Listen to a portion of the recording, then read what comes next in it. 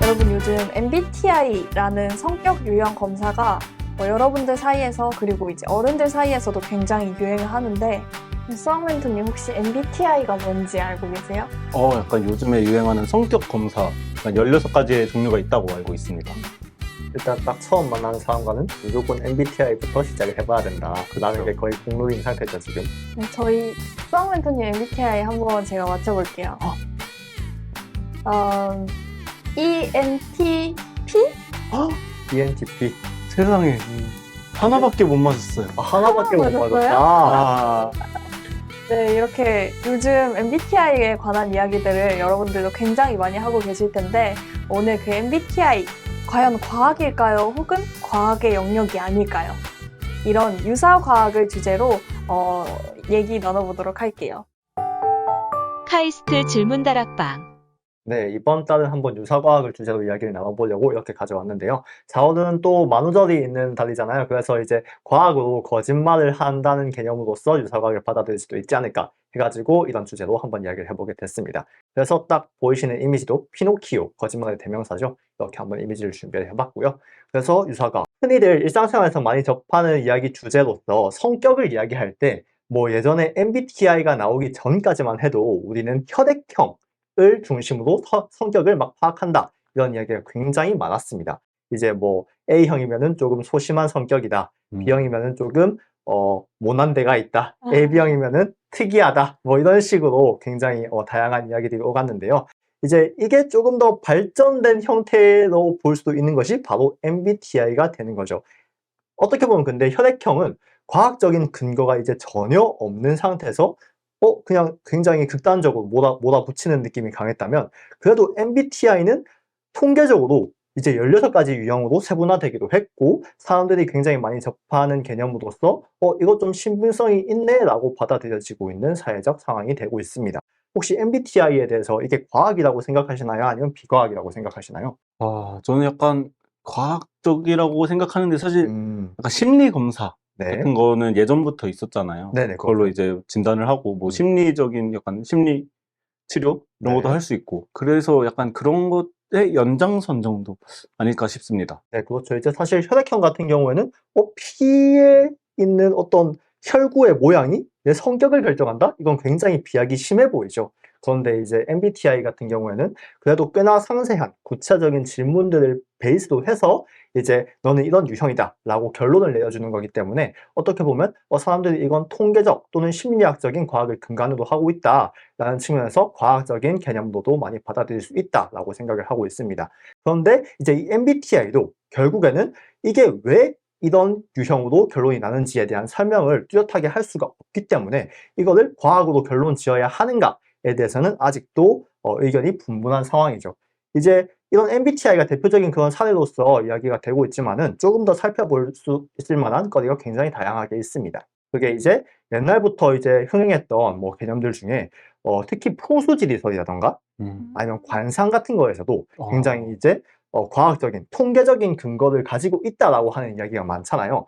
그렇다면은 만약에 MBTI가 과학이라면은 관상이라든지 아니면 풍수지리설도 과학의 영역에 포함될 수 있을까라고 질문을 던져볼 수가 있는 거겠죠. 만약에 MBTI를 과학이라고 할 수 있다면 저런 것들도 과학이라고 할 수 있어야 된다라는 이야기가 된다는 것입니다. 그래서 관상, 사실 관상은 과학이다라는 말을 흔히들 많이 이야기를 하잖아요. 그렇죠. 네, 혹시 관상에 대해서 어떻게 생각하시나요? 관상은 과학으로 생각할 수 있을까요? 안 그래도 제가 요즘에 보는 소설이 하나 있는데 그 관상을 봄으로써 약간 거의 약간 스님 절에서 살다가 거의 대기업까지 진출을 하는 약간 이런 친구에 대한 얘기입니다. 근데 그걸 보면서 정말 이게 말이 네. 되는 것 같기도 하고 네. 그런 생각이 듭니다. 사실 옛날에 과학적인 좀 기술이 부족했을 때는 뭐 내가 왕이 될 상이더냐 라고 물어보면서 그렇죠. 이제 그때부터 건국의 시초가 되기도 하고 이제 명당 자리를 잡을 때도 꼭 풍수지리설을 기반으로 해가지고 명당을 자리를 잡는 뭐 묘자리를 잡는다든지 아니면 도성을 정한다든지 하는 그런 역사적 사례들을 많이 찾아볼 수가 있죠. 이거는 단지 비단 우리나라에서만 그런 것도 아니었고요. 해외에서도 이러한 비슷한 유사과학들의 사례가 굉장히 많았습니다. 뭐 왼쪽에 보시는 사진은 이제 강령술이라고 하는 강령술이라고 하면 어떤 개념일 것 같나요? 약간 영을 불러오는 네, 그런 그렇죠. 거겠죠? 유령을 불러와가지고 귀신과 접하는 귀신 소환 의식이죠. 약간 분신사바 네, 이런 분신사바. 느낌인가요? 그것과 정확히 일치합니다. 지금에서야 이제 이게 그냥 단순히 설화로서 그치는 수준이지만 이게 18세기까지만 하더라도 굉장히 사회적으로 사회 전반에 널리 퍼져서 이것이 실제로 있는 의식이다. 실제로 귀신을 불러올 수 있다라고 믿고 이게 사회적인 소유가 굉장히 커진 분야라고 합니다. 그래서 이제 그걸 보다 못한 과학자 중 한 명이 이제 마이클 패러데이가 여러분들 다 아시는 유명한 과학자죠. 패러데이 물리학자. 네, 맞습니다. 그 패러데이가 이 상황을 도저히 지켜볼 수 없겠다. 과학적으로 반박을 해보겠다 해서 처음으로 강령술이라는 사회적 그런 현상에 대해서 반박을 시도한 사례가 있었죠. 또 밑에 보시면은 이제 저건 연성진이거든요. 만화 같은 데서 굉장히 많이 오마주를 하는 그런 그렇죠. 개념인데 혹시 연금술이라는 개념 들어보신 적 있으실까요? 네, 연금술. 네. 금이 아닌 다른 금속들을 어떻게 녹이고 가공해서 그렇죠. 금으로 만들려는 네. 그런 학문? 옛날에 있었던 학문이라고 들은 것 같아요. 실제로 어떠한 과학적 과정, 실험을 통해 보니까 이런 물질이 다른 특성을 가진 물질로 바뀌기도 하더라라는 것을 실제로 확인을 한 상태잖아요. 그러니까 아예 과학적인 근간이 없었던 게 아니란 말이죠. 그런데도 불구하고 이제 조금 부족한 과학적 지식에 의해서 이제 잘못된 방향으로 접근하게 된 대표적인 사례라고 할 수가 있는데요. 연금술은 이제 실제로 과학자들도 많이 시도한 내용의 그런 방향이고, 그래서 그것도 어떻게 보면 사회적 그런 역사적으로 과학사적으로 봤을 때 굉장히 큰 의미를 가지고 있는 그런 지표라고 할 수가 있는 거죠. 어떻게 보면 지금에 와서는 유사과학의 한 형태라고 볼 수밖에 없지만 그때 당시에는 그만큼 사회적 파장이 컸다라고 할 수가 있습니다. 당시에 약간 탄소, 그 연필심 이것과 다이아몬드 둘 다 같은 걸로 이루어졌다 네, 이런 얘기도 있으니까 과학자들은 솔직히 가능할 것 같은데 하면서 네. 했을 것 같아요.